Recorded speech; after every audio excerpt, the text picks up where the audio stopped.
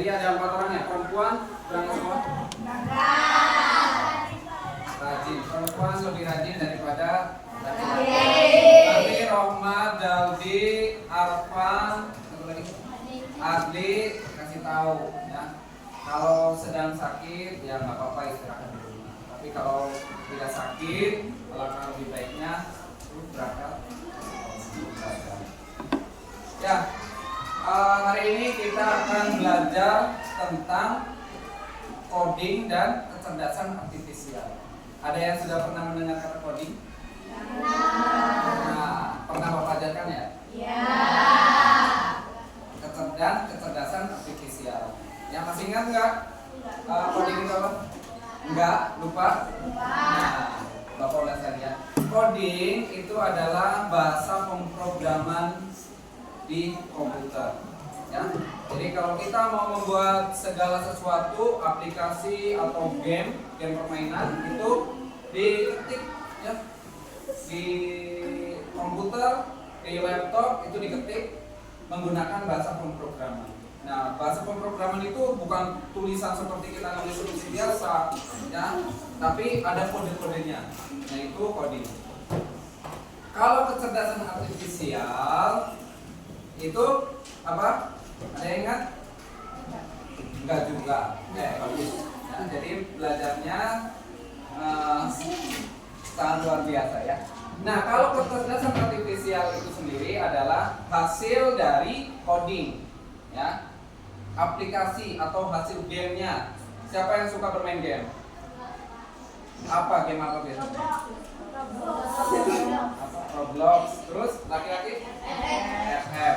Nah, jadi game FF, jadi game Roblox. Nah, itu dibuat dulu menggunakan bahasa pemrograman atau bahasa coding, ya. Tapi membuatnya kita belum bisa, ya, belum bisa. Kenapa? Karena itu harus perlu pembelajarannya lebih lanjut. Ada bahasa Python, ya, kode-kode. Nah, Python apa? Ular kayaknya ya, ular Python, ya. Jadi bahasa yang kayak sandi, ya. Kalian belajar pramuka enggak? Ya. Bahasanya seperti kayak bahasa pramuka, sandi Morse, ya, sandi putus-putus, ya, titik terus kotak. Nah, itu bahasa pemrograman seperti itu. Ya, tapi kita tidak akan belajar itu dulu. Kita mau belajar tentang konsep dasar dari kecerdasan artifisial. Ya. Apa saja itu kecerdasan artifisial, macam-macamnya seperti apa, nanti kita belajar. Kalian sudah diizinkan sama Bapak setiap kelompok itu membawa HP. Ya, nanti kita bermain quiz di HP kalian dari hasil coding yang sudah Bapak buat. Ya, Bapak bisa membuat coding, ya, bisa membuat bahasa pemrograman, tapi dengan cara-cara yang yang mudah. Nah, nanti kita juga belajar itu. Ya, oke. Nah, tujuan kita dalam belajar ini adalah peserta didik dapat mendefinisikan AI, ya, atau kecerdasan artifisial atau artificial intelligence dengan bahasa mereka sendiri. Lalu yang kedua, peserta didik dapat mengidentifikasi setidaknya 3 contoh AI atau kecerdasan artifisial dalam kehidupan sehari-hari. Lalu peserta didik dapat berkolaborasi dalam kelompok untuk mempresentasikan ide penggunaan AI. Nanti kalau waktunya cukup, kita presentasi setiap kelompok. Tapi kalau waktunya tidak cukup, kita bisa lanjutkan besok. Ya. Oke. Tolong keluarkan alat tulisnya. Ada hal penting yang harus kalian catat.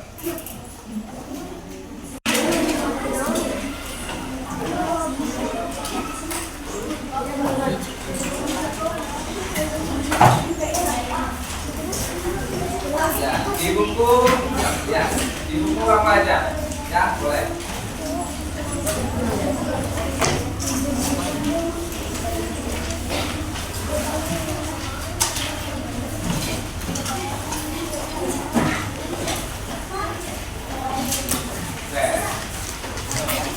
Sudah siap?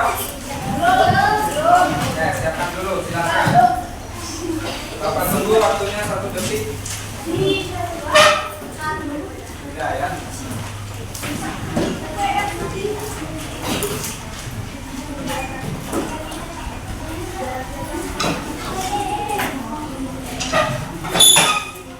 Oke, boleh fokus ke depan, kembalikan fokusnya lagi. Ini ada gambar apa kira-kira nih? Ya, ada otak. Kita akan belajar tentang apa itu kecerdasan artifisial. Ya, nanti kita jadi tahu kecerdasan artifisial. Pasti kalian juga sudah sering mendengar ya kalau buka YouTube atau bermain game atau apapun itu ya, biasanya di HP itu ada notifikasi yang lain-lain. Ya, contohnya tentang kecerdasan artifisial.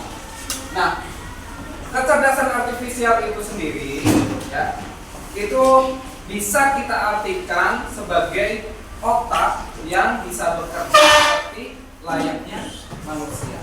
Ya. Tapi otaknya di mana? Otaknya bukan di kita, ya, di manusia, bukan di binatang, ya. Tapi otaknya ada di mesin. Mesin apa? Semua mesin, ya, yang menggunakan teknologi.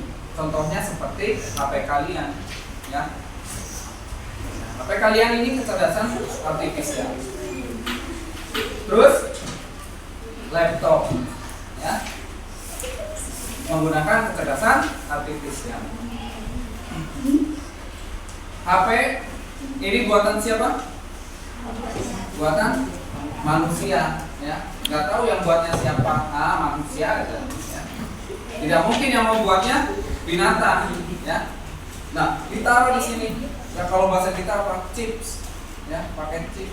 Nah, pakai mesin. Nah, mesinnya ini adalah kecerdasan artifisial. Ya. Sudah disetting di dalam HP. Ya. Nanti di dalam HP ada aplikasi-aplikasi. Nah, aplikasi-aplikasi itu adalah kecerdasan artifisial. Ya.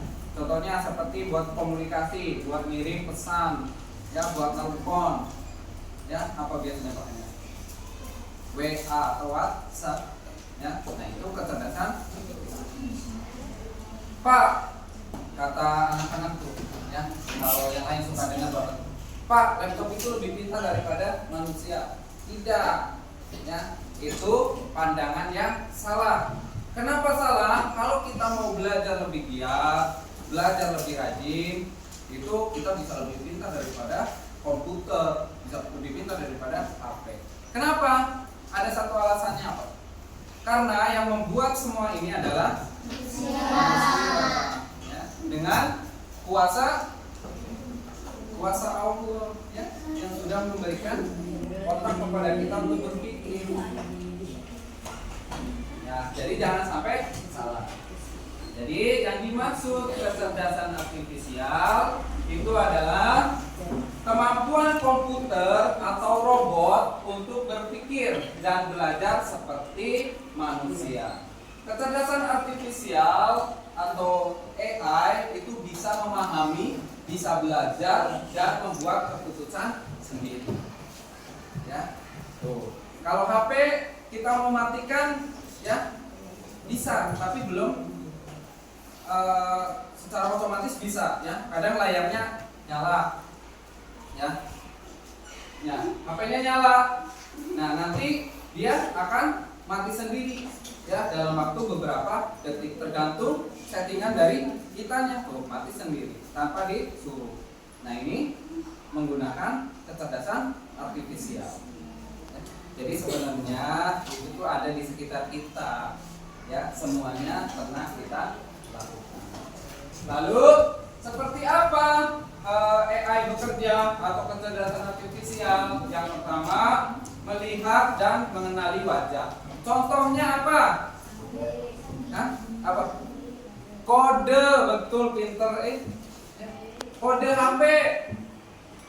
Ya, kalian buat kodenya. Ya, Haliza.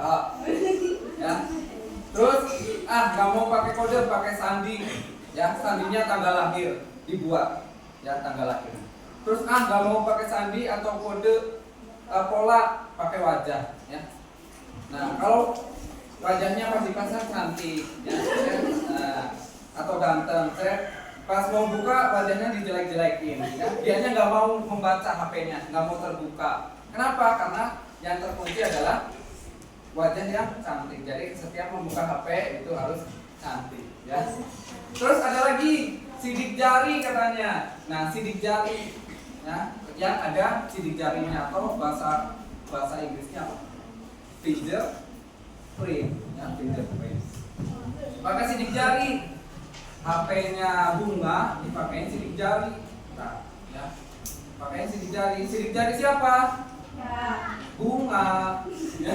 Masa sidik jarinya Gisel? Ya. Sidik jarinya Bunga. Kalau Gisel nemu HP-nya di meja, yang mau dibuka sama Gisel, nggak bisa. Ya nggak bisa lah, sidik jari yang digunakan punya Bunga, bukan punya Gisel. Oh, itu salah satu kecerdasan artifisial. Ya, mengenali dan melihat gambar. Lalu yang kedua, mendengar dan memahami suara. Contohnya apa? Contohnya, ada yang punya pengalaman pakai HP? Voice note, ya. Voice note, ya, itu bisa memahami suara kita direkam, ya, suara kita direkam.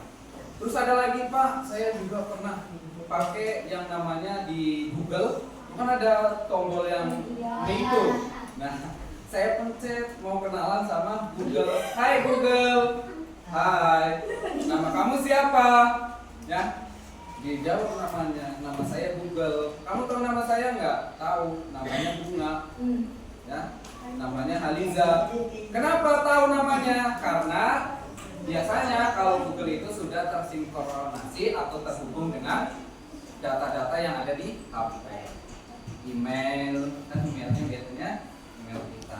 Nah, datanya sudah ada, jadi Google itu tahu. Itu mengenali dan memahami suara. Terus belajar dari data yang banyak.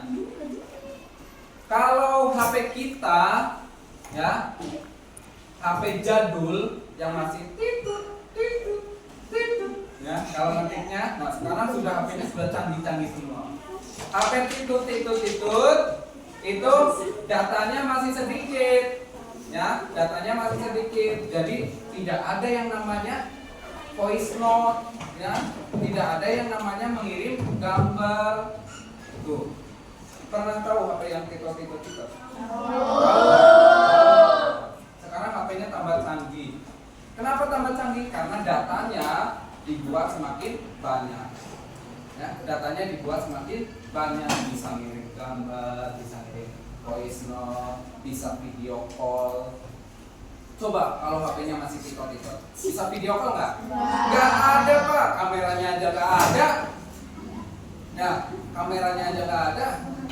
Terus kalau kameranya ada pun kamera belakang, kamera depan belum ada. Masa kita mau video call kita nggak lihat mukanya, kan? Gitu. Nah sekarang sudah tambah canggih karena datanya sudah banyak yang digunakan. Lalu ada membuat keputusan yang cerdas. Keputusan yang cerdas contohnya kayak tadi. Ya, kalau HP-nya nyala terus, ini baterainya akan cepat habis. Tapi HP-nya sudah bisa berpikir sendiri. Aduh, aku bosen nyala terus, ya.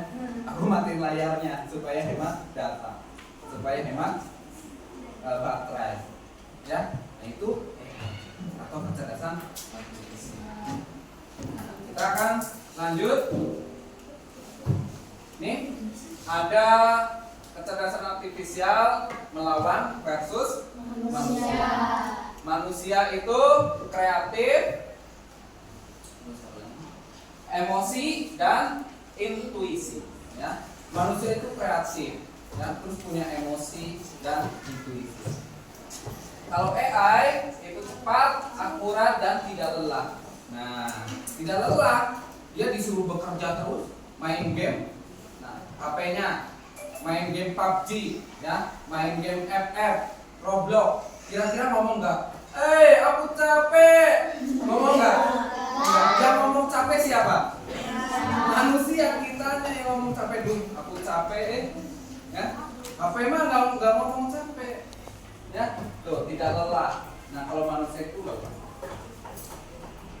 terus punya emosi, ya. Main FF kalah terus, wah, dibanting HP-nya, ya. Abis dibanting ngapain? Nangis. HP-nya cuma satu, rusak lagi. Nah, punya emosi kalau manusia. Kalau AI nggak punya emosi, ya, disuruhnya apa, ya nurut aja. Ya. Oh, nah ini AI versus manusia. Jadi jangan pernah berpikir bahwa komputer itu lebih canggih daripada manusia.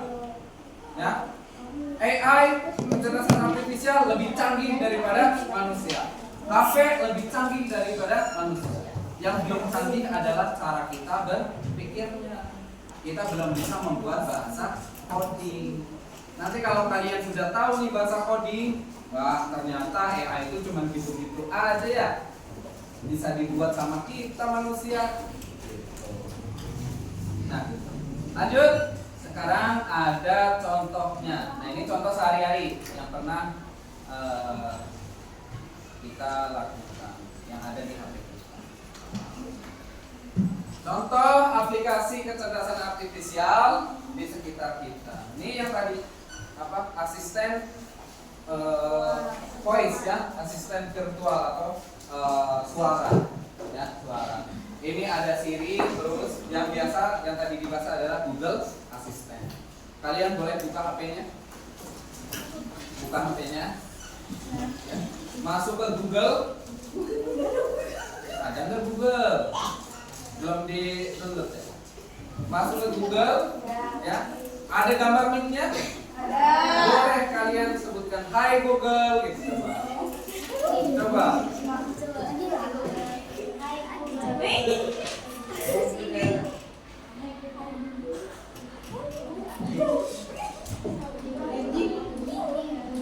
Oh, munculnya apa? Hai Google, nama kamu siapa? Oh ya. Nah, ini memahami ya, memahami suara. Bisa munculnya tentang seperti ini ya, langsung. Tapi biasanya kalau yang itu tuh ada yang bisa menjawab sendiri. Oh, ya, Google harus di download dulu ya, harus diinstal dulu. Oke, nggak apa-apa. Terus itu yang pertama ya, asisten virtual. Terus ada rekomendasi video. Siapa yang biasa nonton YouTube? Sering nggak? Nah, nonton YouTube-nya tentang apa? Tentang apa? Transfer uang? Pinjol.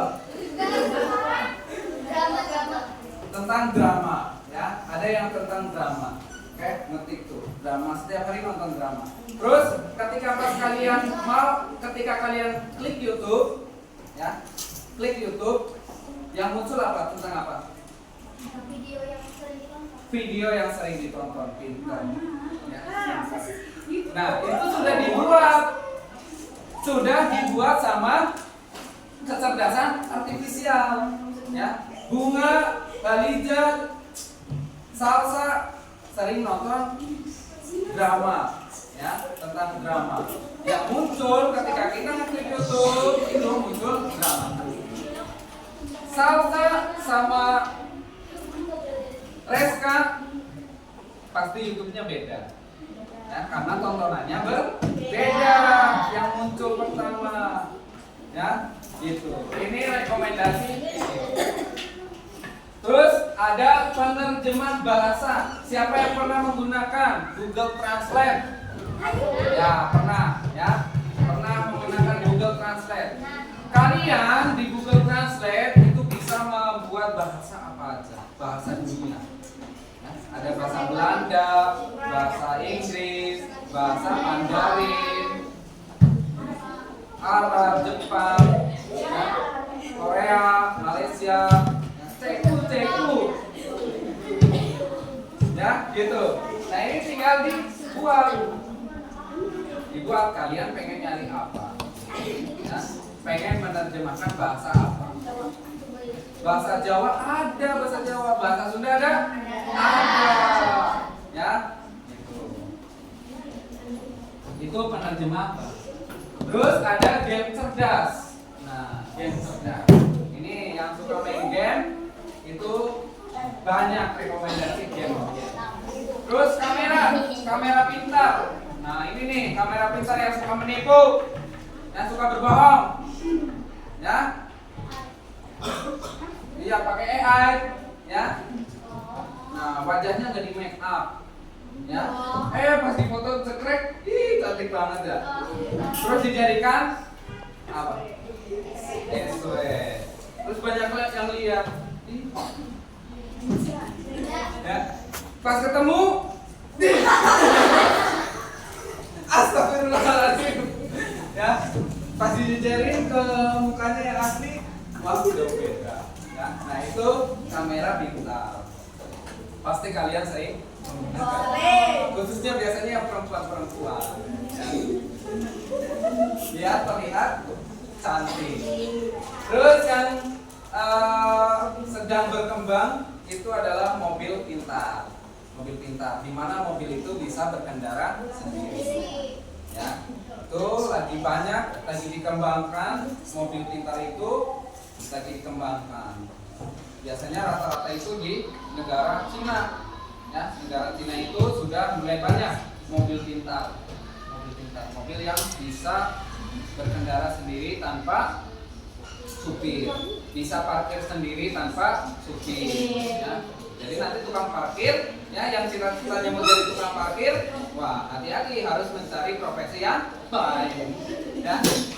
Jangan jadi tukang parkir, ganti profesinya. Oke, tuh mobil masa depan. Nah, bisa nanti. Ada yang mau bertanya sampai sekarang? Sampai detik ini? Gak ada? Jelas? Nah, kalian sudah pernah menggunakan semuanya? Pernah, terkecuali mobil, ya. Mobil. Tahunya paling mobil yang pakai remote. Ya. Itu kan tanpa supir, ya. Supirnya nggak ada di dalam, mobilnya pakai remote, ya, nggak ada supirnya. Terus apa saja manfaat AI dalam kehidupan sehari-hari? Nih, banyak manfaatnya.